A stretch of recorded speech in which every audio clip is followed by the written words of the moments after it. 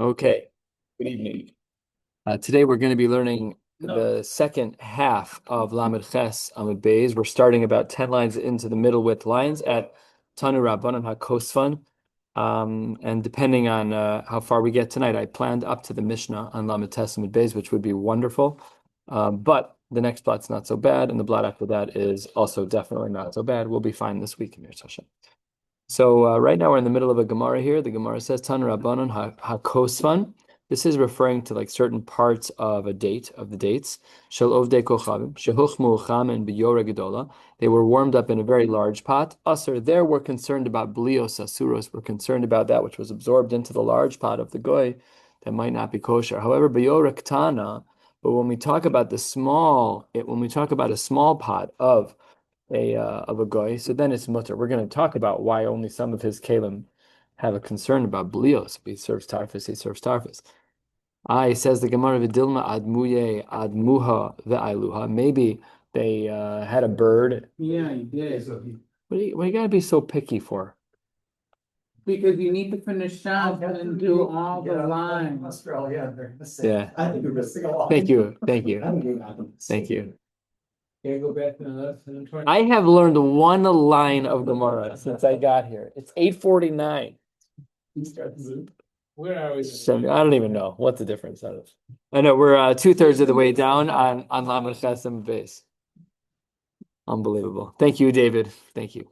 So, anyways, we saw the first part of the brisa over here that to eat out of a large pot of a goy is aser, but out of a small pot is mutter. But ezo hi yorek tana Rabbi Yanai kol she'ein sipor dror yochol likones besocha. It's a pot that is so small that perhaps even a small bird, a sipor dror, won't be able to fit in it. Maybe it will be able to fit. That just takes a knife, cut it into pieces. V'dilma ad muye ad muha ve'ailuha. That's what Rashi says. About halfway down, a little bit more. Rashi says v'dilma ad muye ad muha nitachuha le'evarim v'ichnisuah v'nisbashul v'achshav palatatam b'chaman halalu. That perhaps we do cut it up. Says the Gemara. Elakol she'ein rosh tzipor dor yachol likanes besocha. The opening of the pot is so small that the head of the bird can't fit in. And even if they were to cut up a bird, you wouldn't cut the head of the bird in half and then put it in. It's always put in whole. We don't even eat that. Like, I don't think we like looking at the face of an animal that we're about to eat, so we don't even touch that stuff. So therefore, the opening of the pot narrowed. I'm like thinking like a chemistry beaker of sorts that like kind of is tapered at the top. And if you can't fit it inside, then push it that there are no blios in there. We would never say this nowadays. We'd be concerned about anything because we have so many foods that don't have hechsherim because they have real tarfus in them. It's much more. Blios are absorptions of non-kosher into the wall. So that's what we were concerned about over here. So that was what the Gemara says, that we're concerned about a large pot from a goy because of those forbidden absorptions in the wall, but a small pot we're not concerned. Asks the Gemara about Tanya, achas yor gadol v'achas yor ktana muter. Brisa says not like that. Brisa says there is no large pot that's usher even by a goy. It's mutter no matter what. So says the Gemara, lo kasha ha keman de amar nosin tam lefgam usher. The shita that says that the large pot of the goy is usher is because he holds that nosin tam lefgam is usher. That if the goy were to cook pork in a large pot, and then within 24 hours it was used for something that a yid's going to eat, we assume that the blios that come out of the pot are still usher. No Saint Tam Lefgam is going to be usher. But the other shita that says that even the large pot is going to be mutter, no Saint Tam Lefgam mutter. It's a big kula. I mean, we don't employ this halachically, but that's a big kula. The guy cooked a pig, and then you use that same exact pot for macaroni and cheese kosher style. You make wacky mac with a nice OU little logo on it. You make it, and it absorbs the pig and the chazer into it. No Saint Tam Lefgam is mutter. Unbelievable. So that's what the Gemara says, and we hold no sim tam lefgam is mutter, but it has to be eno ben yomo. If it's a ben yomo, then that is going to be very problematic.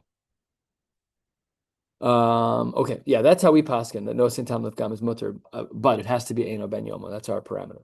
Amar of Sheshes, he says, "Hi mishcha shlika, this cooked oil de armai of the Armenians aser." Amar of Safra, what's your concern? The my nechushla about this cooked oil, imishum iaruba, that they mixed in some wine. If you mix in wine, then misrasari is going to ruin the oil. We know that these are different types of liquids. Oils are oil-based. Wine is water-based. They'll separate. They don't even mix well. So it would definitely ruin the oil. And of what you're concerned about in regards to the oil is that it was cooked by a goy. Well, we just learned yesterday that oil that can be eaten, or anything that can be eaten in its initial state, is ne'echal hu kemoshu chai. And because it can be eaten raw, who cares if the guy cooked it? There should be no bishul akum. In imishum gi'ule ovdei kochavim, if what you're concerned about is blios, these forbidden foods that are absorbed into the kli of the goy, so what's your concern about the oil? The Gemara ends this part of the Gemara rhetorically. We don't have any reason to assume that the shemen of a goy is problematic. Again, don't extrapolate to modern day anything, because we don't know when the last time they used their kelim are. We would never eat in the house of a goy. Today I'm at the bris, Mazel Tov, could you come join us for lunch? I'm like, and I used to say, I only keep strict kosher. And then I stopped saying that. I just say, I keep kosher. I changed it. Strict kosher implied that what they were doing was okay. It was just regular kosher. No, what you're eating is tarfus. So now what I just say is, oh, I just keep kosher. And then all the apologies come in. I'm like, it's okay. No, it's not my problem. I'm okay. I don't need another bagel. So that's what the Gemara says over here, is that we can't rely on any of this to myself. But that's what the Gemara says, is that we're not concerned about the oil from a goy. Bo minei Ravasi, Hani ahini shliki. This is talking about cooked dates, the Armai, also from the Armenians' mai. If it's chulyi, if it's very sweet, loti boilach devadai sharu. Why would it be that a sweet date is mutter even if it's cooked? Because it's nechal kamos shuchai. Pluck it off the tree, taste gevaldik. You eat a raw date. I mean, an uncooked date that's sweet. That's what they sell in Jewel when you buy the package of dates. They're not cooked; they're very sweet. Meriri, if it's extremely bitter, and the only way to sweeten it is to cook it, lo tibaylach devada asir, because it's not nechal k'moshucha. Ki tibaylach mitzioi mai. It's kind of in between. It's a little sweet, it's a little not sweet. Amarlu, mai tibaylachu. This isn't even a question. The Rebbe Asar. My Rebbe said it's Asar, not Rebbe Huda Hanasi. It's very unique. We don't usually see this. Umanu, who is this Rebbe who says that it's Asar? Levi. All right, let's talk about another food, shisisa. Rashi, shisisa, 15 lines from the bottom. Dibur ma'aschel shisisa. Tavshil, he'asui mikemach, made from flour, shel kleos, from the seeds of wheat, sheyavshan betana. They were dried, and after they were dried, they were ground up. And then there's another possibility that's made from beans. So this was just some meal that they ate. Rav said no problem. Avodah Shmuel v'Levi asrei. They said it's not okay. When this dish is made out of the flour of wheat or barley, because in those cases they would never add any vinegar to it. If it's lentils dechala, and it's lentils with their vinegar pasha, that's going to be aser kuliamalo pligi de aser, because where did they get their vinegar from? Their wine, stam yenam. That's going to be problematic. Ki pligi betalfachi demaya. When it's lentils, but it's not made with vinegar, but rather it's made with water. Marsava gazrinan ha atuha. Maybe we're concerned about lentils with water because of lentils with vinegar. Marsava lo gazrinan. Vika da'amre, that really the whole understanding of this conversation of sisa is different. Betalfachi demaya kule almalo pligi. Oh, put that in the wrong place. Kule almalo pligi de aser. Everyone agrees that if it's going to be made out of lentils with water, we're going to say that that's aser, because we are concerned about mixing up lentils with water and lentils with vinegar. They flip the whole conversation. They say that perhaps the only argument is in regards to the shisisa that's made out of wheat or barley. Mar savar gazrinan ha'atuha, umar savar lo gazrinan. Are we concerned? Yes or no? That remains a machlokas. And just to get a marmakum for this shisisa, that there's more than one kind of shisisa, Amar Rav says, Trey mine shisisa, Shadar barzilai hagil adi David. David sent two types of shisisa, incorrect. Barzilai hagil adi.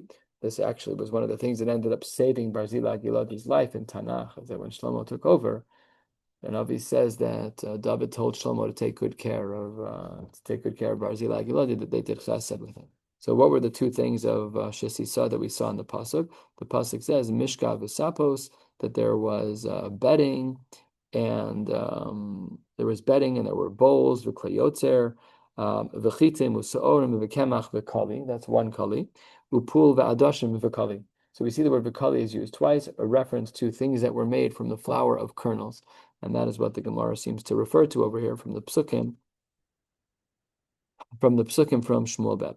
Says the Gemara Bahashta who the kamafki tzani l'shuki denarda. And now that shesisa is sold by the basketful and people are just buying it, hand over fist. So then v'leis techayish le de'avua de Shmuel v'levi. We don't even paskin like the shita, which is 2 against 1. We paskin like the das yachid because it became common practice for people to just eat this food.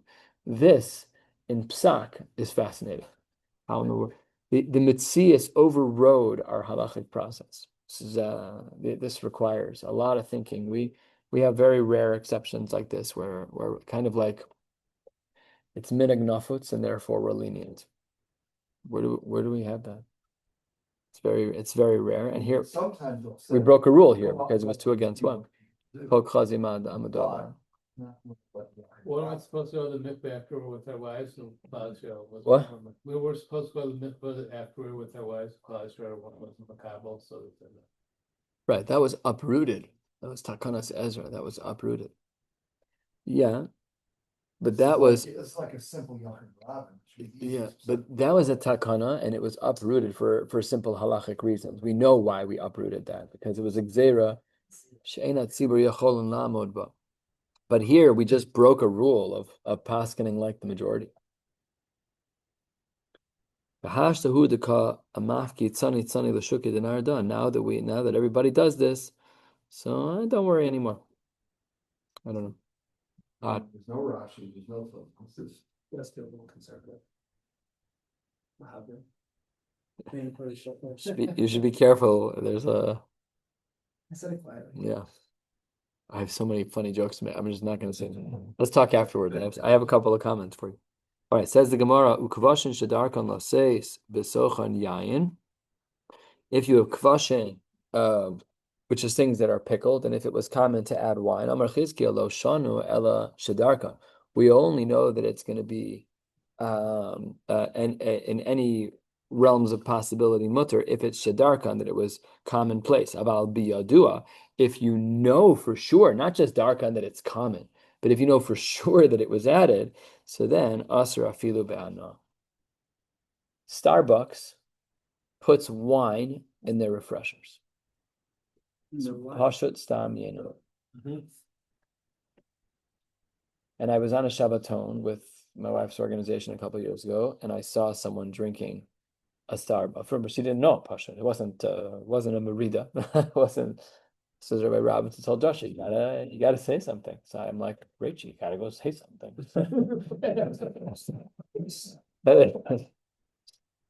It's very uncomfortable. But that's mamish nisr tarbanan. So here also, when you know for sure that the wine is added, that's asar ba'ana. That's mamish. That's tam hinam. That's really not allowed. Okay, maybe it's mevushal, but even if it's mevushal, it's still tam hinam. Okay. Umayshna, why is this case of kvashin? Why is that different? Mimurias de sharu rabbanon behana. Why is this different than murias? This is the fish fats that's extracted by salt. Why is that different? Where the Rabbanan said over there, it's not asar be'anah, it's mutter. Says the Gemara, by the murias hasam, why was the wine added? That was la'avure zuhama, because the smell of murias was bad. So therefore, they wanted to offset the smell of murias by putting in a little bit of wine. But hacha, in regards to the kvashim, the matuke taima, that was adding in a positive. This also requires a perush Rashi, and Rashi actually says the answer here. Rashi says, Hasam chamar la'avure zuma. You're right. They put wine into the murias. So why is it not asar ba'ana? Rashi explains to Dagim. He puts it in there because of the smell of the fish. V'have kemanda ozel ibud. The svara as to why it's mutter, even though you added stam yenam, is that it's the ozel ibud. Because what's the goal? It's just to cancel out the zuam, the bad smell. But your mamish eating something else. So here we run into a principle in halacha called ein mevatlin isser lechatchila. Ein mevatlin isser lechatchila is that there's a prohibition on a yid to create a scenario of bittul lechatchila.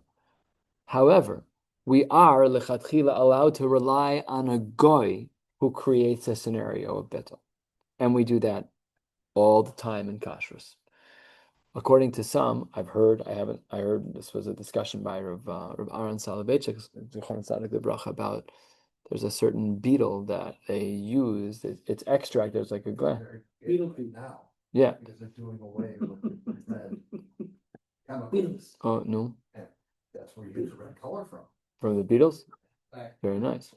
The shellac. So that was what he was talking about, is that raisinets, apparently the shine on them comes from this beetle. Now, it's mutter because ein mevatlin isur lechatchila is only a din in the yid. But if the goy is mevatel isur lechatchila, that's no problem. So I can eat raisinets. So that's the same thing over here. The goy was mevatel over here. There was mevatel the wine. It was nullified. He can be mevatel in isur. That's not, and I can benefit from it. So that's why it's allowed. Sometimes by the more expensive glycerin, by the more expensive alcohols, they use some type of glycerin from a treif animal, mutter. Why? Because they're being mevat. If a yid owns it, it's a problem because they mevat lechatchila. But if a guy owns it, it's mutter. So the Starbucks refresher. Yeah, but that's havida l'taima. That's not a bit. It's there to be a flavor. It's not there to be nullified. That's there's a phrase for that. Davar hamamid or tam ke'ikr. There's some phrases there. Okay. But Rabbi Yochanan Amar afilu bi'adu anami mutter. Even if you know for sure that the wine was put into the kfashim, it's also mutter. Why? Why would it be? I know that the wine is in there, says the Gemara. Hasam yadiya mamasho.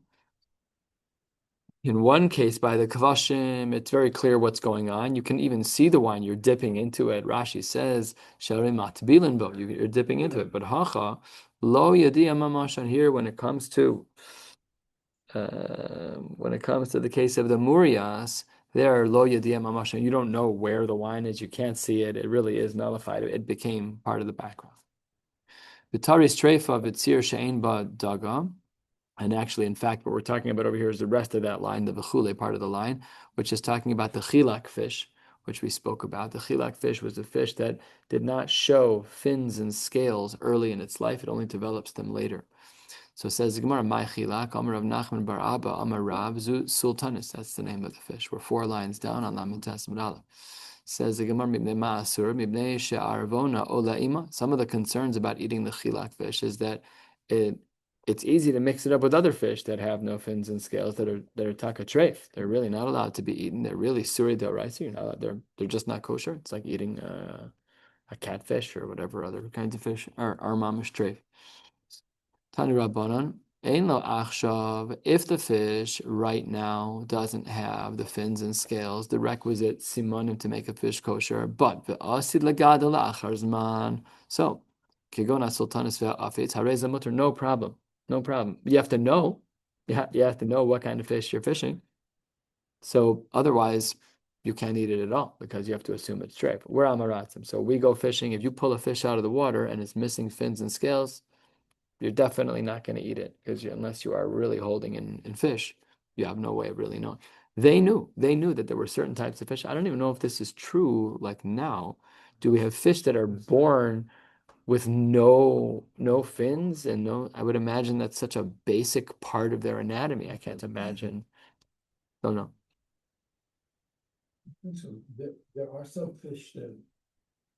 This is the Charleston boy coming out. Yeah. I'm so excited. Yeah. There are fish that lose the scales and then lose them That's the next Gemara. as they mature. I don't know if the reverse is true.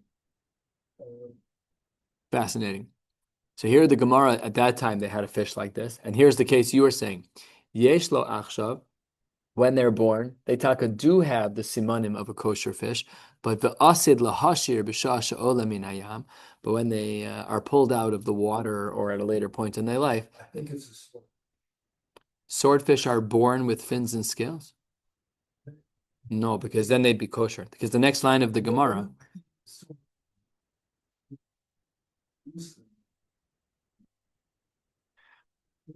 Do they have fins? Maybe a ventral, I don't know. I'm not sure. So here the Gemara says, and it names them. I don't have an art scroll, but if you want to translate, Kigon akunas ve'afunas Kitas v'tayas I can't read the ve'achas petayas ve'atunas mutter. All of them are considered to be kunas. That last one sounds like it, but we know that that's actually not. It's anatomy. We know that. I tried to pull in one of those. They're like 20 pounds. Oh my God. It's a half hour of work. Oh yeah. They're so strong. We did that for my father's seven. I can? Yeah. I hate to you. Listen, you're not as hard of a worker as I am. Teach a man to fish. I've never eaten tuna fish, so I don't really know. Anyways, so whereas a swordfish, we know now, we treat it now as not kosher.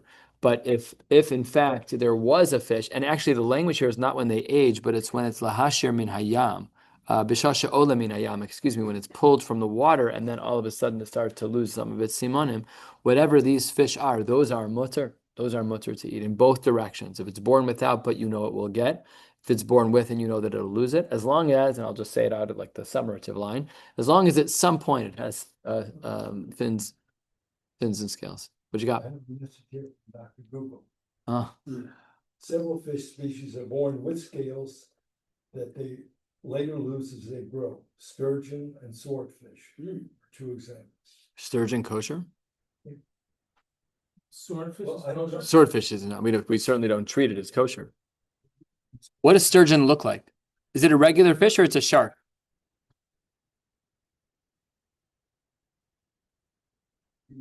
Sturgeon is caviar. You may not eat the fish, but That's going to come up in a minute too. 2 lines later. Glad you fished a lot when you were a young man. It's a lot of information there. This is literally the next line. Achres Rabbi Abo b'Kesari kirve dagim ve'ubran. The insides of fish and ve'ubran, their fetuses, or really caviar, right? They don't have fetuses. caviar. Well, that's what it's talking about. They're not ve'ubran. They're not mammalian. They don't have fetuses. So what it means, it's their eggs, it's their caviar. Nikchen mikol adam. You can buy them from anyone. That's what the Gemara says. They can be purchased from anyone. Chez kasan einam boim elami plusa ve'aspamia. The assumption is that it's from these cities. What's special about these cities? 4th line of Rashi. Mi plusa ve'aspamia ve'ein dagim tmein mitsuyin sha. So, Dad, if you're right that sturgeons are our supply of caviar, they must be kosher because it has to come from a fish that is kosher. Obviously. Ooh. What? I don't know what just happened there. See, you're taking us off the rails, Michael. Let's go. Kihada Amar Abaye. Hai Tzechanta, which is the same thing as a chilak. Debav Nahara Sharia.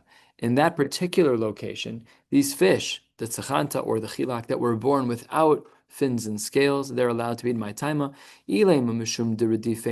Because the flow of the water is so strong. The haidag tame, but a non-kosher fish, kevan de lesle chuta shidra, because a lot of them don't have spinal cords. Beduchta de redife maya lo matzikai, that perhaps the non-kosher fish don't have the musculature, they don't have the skeletal structure to handle the flow of the water, and therefore they always get pushed away. That's not true.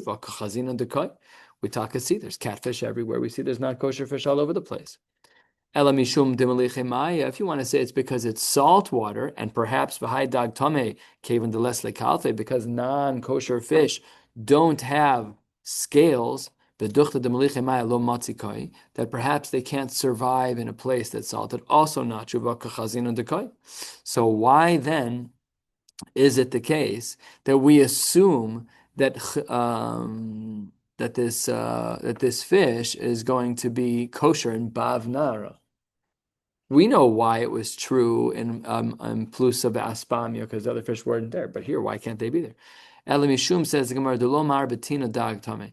The bed where the food comes from, like the ground at the very bottom of the ocean, there's no food there.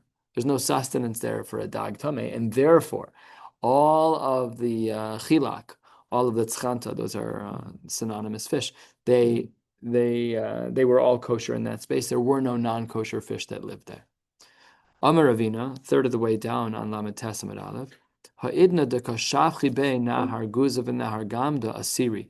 Now that waters pour into Bavnara from these two other rivers, then asiri, then we have to fear that there will be non-kosher fish there, and therefore the chilak is no longer kosher. There's an update on the caviar. Yeah. Since sturgeon is not a kosher fish, neither is authentic caviar, which is made from sturgeon roe or the eggs. So that means what we have is not. And here's why it's not a kosher fish. It actually has scales. It's very difficult to remove them without tearing the skin. So they're not considered conventional scales. And that's why. By the way, sharks also have scales. Sharks have what are called plicoid scales. They're very, very small. When we see them, they look smooth. But if you ran your hand toward the front of their body, you'd feel like sandpapery. Away from their body, aerodynamic, smooth in the water, super smooth. The other direction, you'd feel it. No, it's not, because they're not the types of scale. I don't know if that's what the Rishonim say, just because Google says it, I don't know. But it could be that the Rishonim say that if when you remove the scales, the skin comes off, then they're obviously skin. This is, they're called ganoid, ganoid scales, which are hard, bony, and embedded in the skin. They cannot be easily removed without tearing the skin. So Wow. that's what qualifies. So then our caviar is fake. That's the end of the fish list. We're done? Yeah. Beluga caviar. What? Beluga caviar, I don't know, that's kosher. Beluga's a whale. No? That's another type. Yeah, but whales are for sure not kosher because they don't have skin. Leviathan is what type of animal is that? Leviathan? The Leviathan? No Must idea. have no scales, right? I have no idea. Yeah, no, good. Let's jump into some. Okay, great. Not seem to be a kosher. Amar Abaye, Hai Chamra Diyama, the donkey of the sea, Shari, no problem, mutter.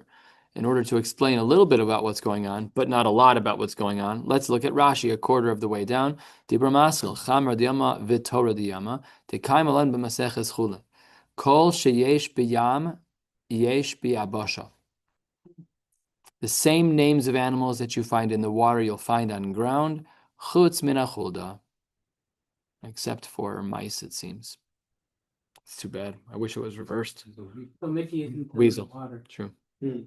Huh? Not really very nice, yeah. Yeah. Okay. So says the Gemara that if you find the chamra de yama, if you find a donkey in the sea, shari, Torah de yama, if you find an ox in the sea, asir. And basically, it's the reverse of what's actually true, because a chamra, a donkey is a donkey is not kosher, but a shore is kosher. It's going to be inverted. Whatever animals that are usually on the ground are found in the water. So if it's an animal on the ground that's kosher, then when you find it in the water, it's treif. If it's an animal that on the ground is not kosher, then in the water it's going to be kosher. So if there was this donkey fish, whatever, again, I don't know what it looks like, but it would be mutter. Amar Ravashi shvarnuna, a type of fish, shari, kadesh nuna, aser. So again, these are things that are going to be hard for us to appreciate. Rashi also says shem dagim shebiyam, just very vague. Besimanech kodesh laHashem, and ika de amre kever nuna aser, which is also a type of fish. Besimanech kivrei oved kochavim. Just little mnemonics to try and remember these things, but they live near the water. They were used to this. We don't usually fish for our sustenance. So they were really much more invested and involved in fishing than we were. Rabbi Akiva ikla leginzak, not the first time. I think it's the third time. Might actually be Mar Ukva. Yeah. It might actually be Mar Ukva. That's correct. I wonder if there's a correction here. Yeah. Well, yeah. It throws us back to the Gemara Tainus that we came across last time. That's what you see in the Maseches Hashas already. So he went to Ginzak. Also, the Kame Hahu Nuna Dahava Dame Lechipusha. Says the Gemara that it was this fish that was a non-kosher fish. And here's what he did. Chafi bedikule, put it in a basket. Chazabe kalfe v'shari. And once it was in the basket, he was able to see that there were in fact scales, and he was matir the fish. He allowed it to be eaten.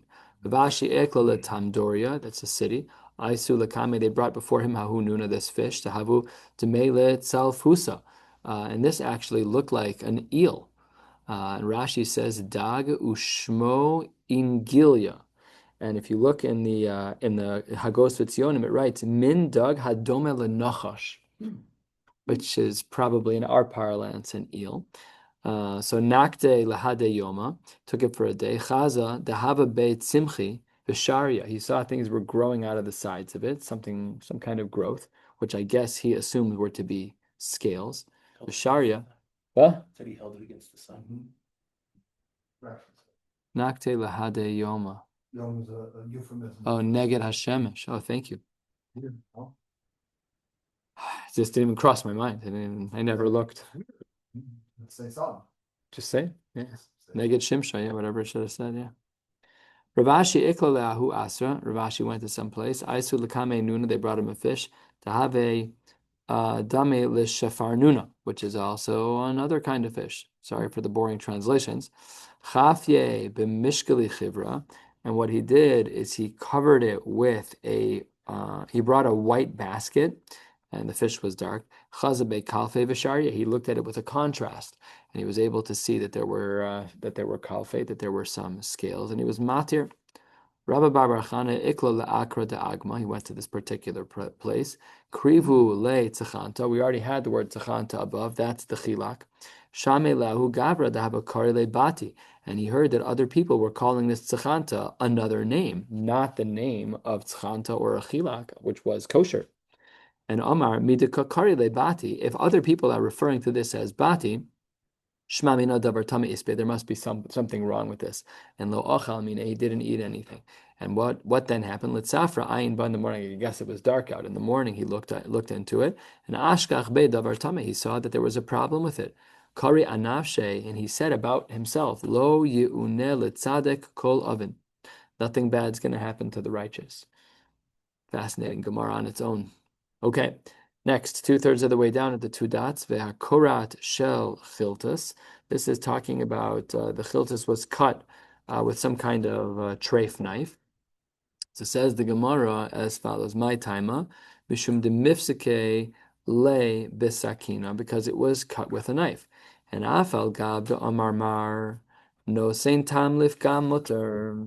Even though, as we hold, that if there's a negative flavor in a knife, it's mutter. But agav churfe dechiltisa, because this particular type of fish had a very, very strong flavor, mechal yalei shamnunisa. It made sweet the flavors of the oils that were in it. It revived whatever was absorbed in the knife. We paskin this way. We hold that even if a knife has been used more than 24 hours ago, so if I take a fleshik knife and I cut a lime with it to put in a milchik meal, that's problematic. You just made that knife, whatever the previous use of your knife was, fleshik knife, even more than 24 hours ago. But the davar charif shebo, the shock factor of an onion, of a lime, some poskim even say a sour apple is considered to be a davar charif. That's not so typical for us to assume, but there are poskim like that. So that's what the Gemara says, and therefore, afal pi, that normally we'd say no sein tam lifgam is going to be problematic, but here it's not like that. Abde de Rav Levi habakam mizavin chiltisa. The servant of Rav Levi was selling this particular fish.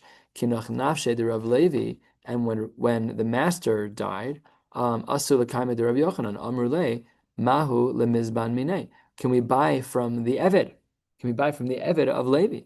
Amar lahu avda shel chaver harei hu kechaver. But this requires work too. That the Eved of a chaver is reliable. Rav Huna bar Minyumi similarly zavan tchilta me anshe de base de Rav Amram Chasida. They were buying tchelas from the Rebbitzin, from Mrs. Amram Chasida. That was her side hustle, raising the kids and making tchelas. Asa lekame de Rav Yosef. Can we rely on her to sell the tchelas after Rav Amram Chasida died? Lo haba biyada, he didn't know. Paga bechanan chayta, he went over to Chanan chayta. Amrle Yosef Anya minale. He says he doesn't know the answer to this. Bedidi haba uvda dizvini the tchelta. He said, I have a story about this, that there was tchelas that was sold, me anshe de beise de Rav Noah achva the Rav Chia bar Abba, from the wife of Ravna. Va'asoi lekame de Rav Masna lo hava biyade. And then asoi lekame de Rav Yehuda mehagronia. Amarlin nafles liyad. The shaila has fallen to me. Hachi amar Shmuel eshes chaver harehi kechaver. Halacha is that the wife of a Talmud Chacham is trustworthy. Even if her husband is no longer there, we trust her to make these kinds of decisions. We saw this phrase earlier somewhere, I don't remember where, but over there, I think we were talking about standing up for an Eishes Chaver Kechaver. So if your wife, So- I can stand up. She'll love that. You can stand up for my wife, Simcha Rabba. But the poskim there discuss whether or not that's a din d'oraisa actually. And I think I shared this at a later after we learned that shiur. In the back of the Mesivta, in the halachic parts of the Mesivta, it actually spoke through the whole sugya of Eshes Chaver Kechaver, that if let's the zugma, if Mrs. Robinson walks in the room, or Rebbetzin Shechter, do you need to stand up when they walk in the room? Could be a din d'oraisa. Seems we don't paskin that way, but it is a real din that they deserve a certain level of kavod. How do we know this is true? The Tana Rabbanan, 3 lines before the wide lines. Eshes chaver harei kechaver. And continuing, avdo shel chaver harehu kechaver. Chaver shemes. Ishto uvana vuvnei vesa harehin bechez kasan ad sheyachshav. They're trusted until they lose their trust. They're considered to be trustworthy people. V'chein chatzer shemochrim batcheles. If there's a courtyard that sells it, Hare should say Hare hi bechez kasa ad shetipasa. We trust her until there's a reason to not trust her. Tana Rabbanan, first of the very long lines on Lamed Testament Aleph. Just another 6 minutes to go. Eishes ha'ma'aretz sheniseis l'chaver. If the wife, a woman who was initially married to an am ha'aretz, they got divorced or the am ha'aretz died, and then sheniseis l'chaver, then she married a Talmud Chacham. V'chein bito shel am ha'aretz sheniseis l'chaver. If the daughter of an am ha'aretz marries a Talmud Chacham. V'chein avdo shel am ha'aretz shenimkar l'chaver. If an eved used to work for an am ha'aretz and then he was sold to a Talmud Chacham. Kulan tzrichen l'kabel divrei chavros. All of them lechatchila, because they're coming out of left field, they're coming from amaratzos. Now they're going to work for someone stark. They have to accept upon themselves the halachas of being a chaver. That's to be makbid on trumas and maasros, and a whole collection of things that a chaver is makbid on. Aval, in contrast, eshes chaver sheniseis la'am ha'aretz, going the other direction. If the wife of a chaver, her husband died, and then she married an am ha'aretz, there was nobody left. She was a frum guy, he just wasn't a chaver, so she married into this am ha'aretz. V'chein bito shel chaver sheniseis la'am ha'aretz, v'chein avdo shel chaver shenimkar la'am ha'aretz. Going in the other direction, einan tzrichen lekabel divrei chaveros lechatchila. So, but if you started out strong, you started out being accustomed to keeping the halachos of being a chaver. So then, even if you marry someone of a lesser stature, or if you're an eved and you're moving, or whatever the case may be, we trust that person. They don't have to lechatchila do that. So says the Gemara, Divrei Reb Meir, Yehuda Omer, Af hein tzrichen lekabel divrei chavros lechatchila. Even these people who are switching from a chaver down to a non-chaver, they still should do chavros lechatchila. V'chein Reb Shimon Elazar Omer, Ma'aseh be'isha achas sheniseis lechaver v'yisa kosheres lo tefillin al yodo. That there was a woman who was helping her husband put on tefillin. He was a chaver, and she was helping putting on tefillin. And niseis lemoches, and then she married a tax collector. These people were not known for being such wonderful people. And if you want to see a Rashi that gives a little punch to the gut for the IRS agents, Stama Gazlan. That's what Rashi says, that in general, the moches, the tax collectors, were not yashar people. She would tie whatever he needed to tie. She put on his whatever he would do to steal. So what do we see over there? The lechora, we need to have them accept chavros upon themselves, these women. Because if you go from being married to a chaver to being married to a moches, to a tax collector, you're probably going to start slipping a little bit. That's what the Gemara says. A couple more minutes. I'm a Rav. Rav says chavis. We're going to see what this acronym means in a minute. Aser b'chosam echad. It's insufficient in regards to the chavis, the 4 things of chavis, with only one chosam. Champag is mutter b'chosam echad. Let's go through what these are. What was chavis? Chavis is chalav, basar, yayin, and tcheles. All 4 of those things. One chosam is considered acceptable.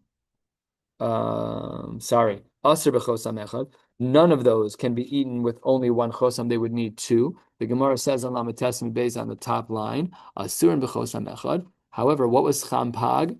Let's just look back. We said champag is mutter b'chosam echad. There the Gemara says chiltis, murias, pas, and gavina. Those are mutarin b'chosam echad. Says the Gemara, pas l'may nechoshla. What are we concerned about in regards to bread? If you're concerned that people are going to swap out one type of bread for another, I'll know. There's fresh challah versus not fresh challah. I'll know. I know what bread I had. If you swap it out, I'll know. If you want to say dechiti b'sa'arei, nami medu yediyah. If you have wheat flour versus barley flour, they look different. They are totally different. And iki hadade. And if somebody switches out my exact challah for their exact challah, we're not so concerned about someone switching out one challah. If there's one chosam, the one chosam is a barrier. I'm not going to switch out the same exact challah for another just to share the yid. I'm not going to do that. V'Rav, according to Rav, Maishna Gvina de lo tarachu mezayev. Why by Gvina? Because that was champag. That was the gimel of champag. That they're mutarin b'chosam echad. Why are we not concerned about that? Chalav nami lo tarachu mezayev. We should have chalav and Gvina should be the same. Yet they weren't. Chalav was in the chavis category, which we said was aser b'chosam echad, and Gvina was in the champag category, which was mutter with one chosam. Says the Gemara, Rav Kahana, afik chalav. You're right. Chalav and Gvina should both be mutter with one closure, with one chosam. And afik chalav ayel chatichas darg shein basimin. That's the ches. It's changing from chavis. The ches and chavis is no longer chalav. Now it's talking about something else. Says the Gemara, hainu basar. The Gemara says that that's not much different than basar. And after all, the beis in chavis is basar. So that means that the ches is basar and the beis is basar. Hainu basar, says the Gemara, trei gabne basar. You're right, but they're different kinds of basar. So let's pause right here at Ushmuel. Mir Hashem will pick up tomorrow night from right here. Wishing you all a beautiful night. Oh, man. My brother from another mother. What?